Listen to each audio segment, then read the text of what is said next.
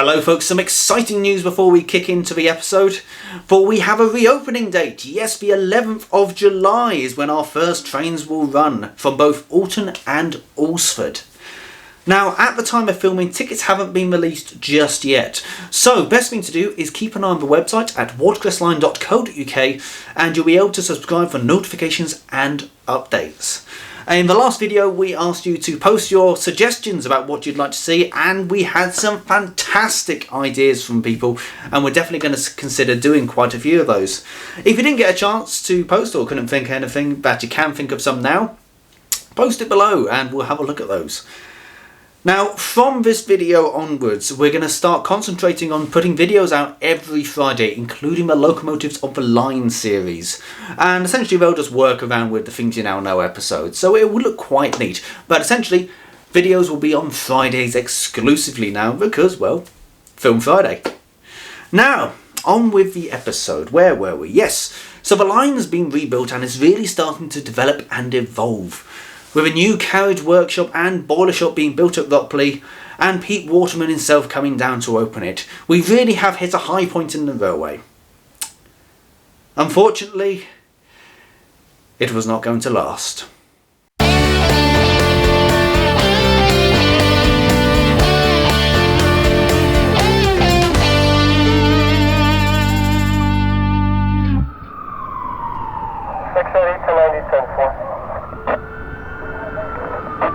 In July 2010, the railway suffered one of the worst fires it had ever seen. Just a few months after being built, an electrical fault caused a fire that would destroy the carriage workshop and everything inside it. Luckily, no one was injured, but the fire did claim a diesel shunter, a tender destined for U-Class 31806, and 2 carriages, including a vintage oak-built London and South Western Railway restaurant carriage, which had been brought in for restoration after being stuck outside for over 20 years.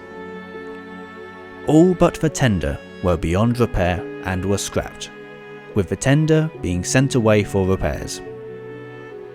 The carriage shop had perished, with even the concrete hardstanding having lifted due to the ferocity of the fire. This meant the entire foundations required excavating before being replaced. Whilst the fire was a severe tragedy, it could have been a lot worse. Luckily, the building was designed with a fire door to separate the boiler shop and the carriage works. This helped contain the fire and saved the boiler shop from the same fate. The boiler shop did suffer extensive smoke damage to the cladding, but that was promptly stripped and replaced to allow the shop to be reinstated. The year wasn't all doom and gloom. In November 2010, the new signalling system at Alton was commissioned by Sir William McAlpine, a man who was known for his legendary support of the railway preservation movement over the years, including saving flying Scotsman and his chairmanship of the Railway Heritage Trust. When commissioned, it was understood to be the largest relay-based interlocking system outside of Network Rail, with intelligent systems capable of operating the section without a signalman when so desired. The boiler and carriage shops were repaired within a year, and in mid-2011, the first new coach to be restored rolled out of the shed. While the railway has welcomed many visitors over the years, one certainly didn't match the usual criteria that you might expect. In January 2011, while the line was closed for the winter, Parry People Movers Limited used the railway to test a new concept design of a lightweight railcar. The unit has a small engine but primarily uses a flywheel energy storage system to power traction motors, which removed the need for a large engine. They can now be found working the South Staffordshire line between Stourbridge and Brealey Hill. In September 2011, Canadian Pacific set off from the Watercress Line by rail to Eastleigh to be overhauled back into working order. Currently, the boiler is at Rockley receiving a new inner firebox, a first for preservation of this type. The boiler is also having 2/3 of the outer firebox replaced, before the arduous task of drilling and fitting over 2,000 supporting stays begins. As part of the grant from the Heritage Lottery Fund, the sheds at Ropley were extended to provide new facilities including a machine shop, a viewing gallery which could double as a classroom for school visits, and new facilities for the staff and volunteers. A great step up from the previous building. The Heritage Lottery Fund carried on supporting the railway, approving a grant for a second phase of apprenticeships with another 4 apprentices joining the team.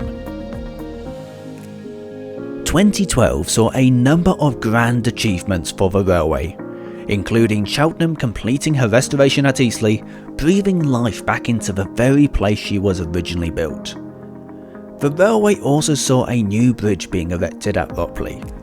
Known as the Handyside or Harry Potter Bridge, it was originally based at King's Cross Station, where it featured in a number of movies including the Harry Potter series. This was assembled using our Rapier 45-ton steam train, which formed part of the small fleet of steam trains we have here at the railway. The bridge was formally opened in June 2013 by Sir William McAlpine. The event doubled with the official rededication of Cheltenham at Alresford by the then director of the National Railway Museum who owned Cheltenham, Paul Kirkman. After the ceremony, the invited guests, including a number of the team who helped restore Cheltenham, boarded the train to head to Ropley for the official bridge opening, a momentous day for the railway. The railway also saw another special visitor, Winston Churchill, a Battle of Britain class locomotive named after the famous Prime Minister. The loco came to the railway for a cosmetic overhaul, including replacing bits of cladding which were beyond repair, new injectors and a fresh coat of paint. Known for hauling the funeral train of Winston Churchill, the project was to overhaul the locomotive for an event at the National Railway Museum which would commemorate the 50th anniversary of the former Prime Minister's death. To help preserve the spirit of the locomotive, care was taken to try and reuse and restore as many parts as possible. Sadly, some were beyond repair, so had to be replaced. On the 20th of January 2015, Winston Churchill left the railway to head back to York ready for the exhibition. 2015 saw a new waiting shelter completed by the buildings team at Ropley. Modelled on the Southern Railway style of buildings, the craftsmanship of the woodwork and painting were truly a marvel, with the shelter fitting in with the period so well that many are surprised to learn that it is only a few years old. A true credit to the people involved. After years of consultation with the railway, developers and Alton town, it was decided that one of the bridges at Butts Junction needed to be replaced to ease traffic flow through the town, partly in preparation for a new housing development. This meant the Watercress Line would lose Alton Station for a year, and on January 1st, 2019, Ivet Tank 41312 hauled the last train that would pass over the bridge before it was ripped up. In preparation for the bridge works, the railway was tasked with finding a home for the rolling stock usually stabled at Alton, which would be cut off for the next year. Unfortunately, there was little room in the sidings to store the vast collection that was looking to be rehomed. A solution was devised: build more railway. It was decided that Ropley would be the most suitable location, widening the cutting at the London end to add an extra track. The task of digging and moving over 4,000 tonnes of chalk was achieved using a Class 33 that was based at the Watercress Line and 6 rud wagons for carrying the spoil. An excavator would load the wagons at Ropley, which were taken to a suitable site near Butts Bridge, where another excavator was waiting to unload. In total, 45 train loads of chalk, equating to 4,020 tonnes, were moved in just over 2 weeks. Once the work had been completed, the tracks were laid in the new yard using rails that had been stored at Alton awaiting use, ready for the rolling stock to be rehomed. While the bridge works were going on, the railway spent the next year running services between Alresford and Medsted and Four Marks. a hark back to the early days when the line to Alton was still under construction. As soon as the site was handed over, the work began dismantling the old bridge, modifying the road layout below, and assembling the new bridge in its place. The new bridge installation was completed in early 2020, and the honour of officially opening the bridge fell to a world-famous visitor, Flying Scotsman. The locomotive visited the railway to open the bridge and reopen the section to Alton. Over the following weekends, she hauled over 6,500 passengers, with many more joining just to watch. The railway saw a record number of visitors flocking from far and wide to see Flying Scotsman at Ropley. But she had one important duty. On February the 14th, she rolled down the bank towards Alton after travelling over the Alps, and cut the ceremonial banner over the new bridge at Butts, hauling the first passenger train to Alton since the line closed. Crowds gathered nearby, including a number from local schools who came down specially to see the spectacle with their own eyes.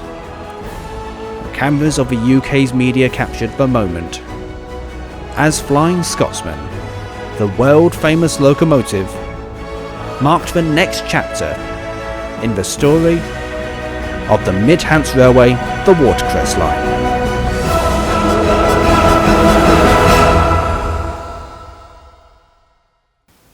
And there you have it. A rundown line that even BR didn't think was viable, transformed into the line we know and love today. A real testament to everyone involved, from those early preservationists who saved the line, to volunteers who joined a few years in, to those starting their journey here today, who will carry our torch and continue our story. Next time you're down, take a moment just to stop and look around and see just how far the railway has come. I know I will. And I'm proud to be one of the many volunteers who call this line our home. And rest assured, we've done a lot, but we have no intention of stopping. For we're not just any railway. That was the story of the Mid-Hants Railway, the Watercress Line.